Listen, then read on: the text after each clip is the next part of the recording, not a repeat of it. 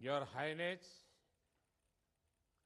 Excellencies, नमस्कार।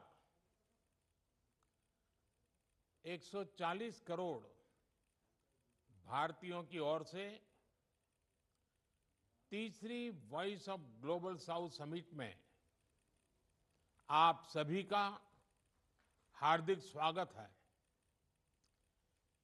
पिछले 2 summit में मुझे आप में से कई साथियों के साथ मिलकर काम करने का अवसर मिला। मुझे अत्यंत खुशी है कि इस वर्ष भारत में आम चुनावों के बाद एक बार फिर आप सबसे इस मंच पर जुड़ने का अवसर मिल रहा है। फ्रेंड्स, 2022 में जब भारत ने G20 अध्यक्षता संभाली तो हमने संकल्प लिया था कि हम G20 को एक नया स्वरूप देंगे। Voice of global south summit एक ऐसा मंच बना जहां हमने विकास से संबंधित समस्याओं और प्राथमिकताओं पर खुलकर चर्चा की और भारत ने ग्लोबल साउथ की आशाओं, आकांक्षाओं और प्राथमिकताओं पर आधारित G20 एजेंडा तैयार किया। एक समावेशी और विकास केंद्रित अप्रोच से G20 को आगे बढ़ाया। इसका सबसे बड़ा उदाहरण वह ऐतिहासिक क्षण था जब अफ्रीकन यूनियन ने G20 में स्थायी सदस्यता ग्रहण की। फ्रेंड्स, आज हम ऐसे समय में मिल रहे हैं जब चारों ओर अनिश्चितता का माहौल है। दुनिया अभी तक कोविड के प्रभाव से पूरी तरह बाहर नहीं निकल पाई है। दूसरी ओर युद्ध की स्थिति ने हमारी विकास यात्रा के लिए चुनौतियां खड़ी कर दी हैं। हम क्लाइमेट चेंज की चुनौतियों का सामना तो कर ही रहे हैं और अब हेल्थ सिक्योरिटी, फूड सिक्योरिटी और एनर्जी सिक्योरिटी की चिंताएं भी है। आतंकवाद, अतिवाद और अलगाववाद हमारे समाजों के लिए गंभीर खतरा बने हुए हैं। टेक्नोलॉजी डिवाइड और टेक्नोलॉजी से जुड़ी नई आर्थिक और सामाजिक चुनौतियां भी सामने आ रही है।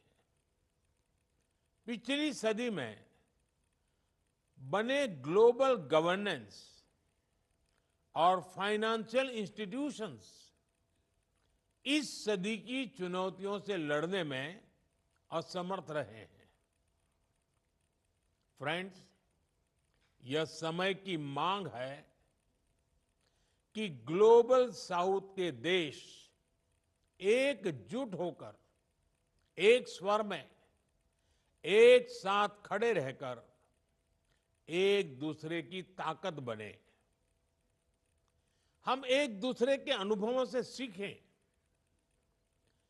अपनी क्षमताओं को साझा करें, मिलकर अपने संकल्पों को सिद्धि तक लेकर के जाएं, मिलकर 2/3 मानवता को मान्यता दिलाएं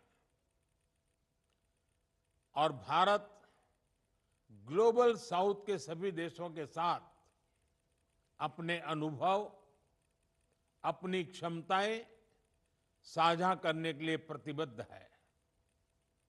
हम आपसी व्यापार, समावेशी विकास, सस्टेनेबल डेवलपमेंट गोल्स की प्रगति और विमेन लेड डेवलपमेंट को बढ़ावा देना चाहते हैं। पिछले कुछ वर्षों में इंफ्रास्ट्रक्चर, डिजिटल और एनर्जी कनेक्टिविटी से हमारे आपसी सहयोग को बढ़ावा मिला है।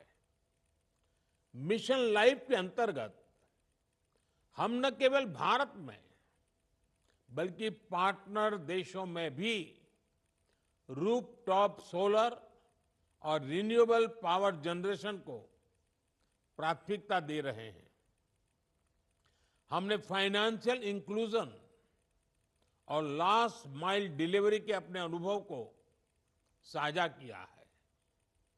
ग्लोबल साउथ के विभिन्न देशों को यूनिफाइड पेमेंट्स इंटरफेस यानी यूपीआई से जोड़ने की पहल की है। एजुकेशन, कैपेसिटी बिल्डिंग और स्किलिंग के क्षेत्र में हमारी पार्टनरशिप में महत्वपूर्ण प्रगति हुई है। पिछले वर्ष global south young development forum की भी शुरुआत की गई और दक्षिण यानी ग्लोबल साउथ एक्सीलेंस सेंटर हमारे बीच कैपेसिटी बिल्डिंग, स्किलिंग और नॉलेज शेयरिंग पर काम कर रहा है। फ्रेंड्स, समावेशी विकास में डिजिटल पब्लिक इंफ्रास्ट्रक्चर यानी डीपीआई का योगदान किसी क्रांति से कम नहीं है। हमारी G20 अध्यक्षता में बना ग्लोबल डीपीआई रिपोजिटरी डीपीआई पर अब तक का पहला मल्टीलेटरल कॉन्सेंसस था।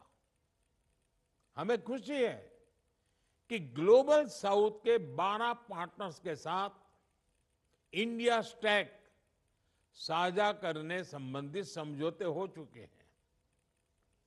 ग्लोबल साउथ में डीपीआई में तेजी लाने के लिए हमने सोशल इम्पैक्ट फंड बनाया है।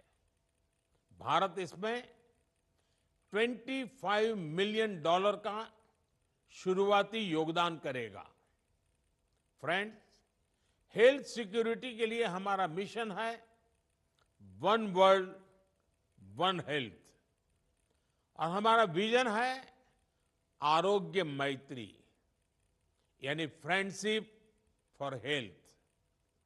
हमने अफ्रीका और पैसिफिक आइलैंड देशों में अस्पताल, डायलिसिस मशीनें, जीवन रक्षक दवाएं और जन औषधि केंद्रों के सहयोग से इस मित्रता को निभाया है।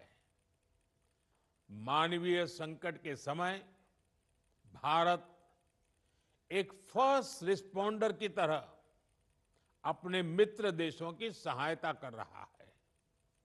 चाहे पापुआ न्यू गिनी में ज्वालामुखी फटने की घटना हो या कीनिया में बाढ़ की घटना, हमने गाजा और यूक्रेन जैसे कॉन्फ्लिक्ट क्षेत्रों में भी मानवीय सहायता प्रदान की है।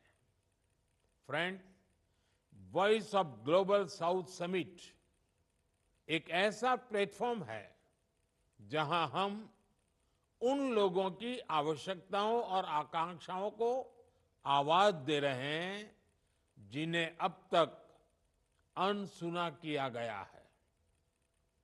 मेरा मानना है कि हमारी ताकत हमारी एकता में है और इस एकता के बल पर हम एक नई दिशा की ओर बढ़ेंगे। अगले महीने यूएन में समिट ऑफ द फ्यूचर हो रही है। इसमें पैक्ट फॉर द फ्यूचर पर बात चल रही है। क्या हम सब मिलकर एक सकारात्मक अप्रोच ले सकते हैं जिससे इस पैक्ट में ग्लोबल साउथ की आवाज बुलंद हो। इन विचारों के साथ मैं अपनी बात समाप्त करता हूं। अब मैं आप सभी के विचार सुनने के लिए उत्सुक हूं। बहुत बहुत धन्यवाद।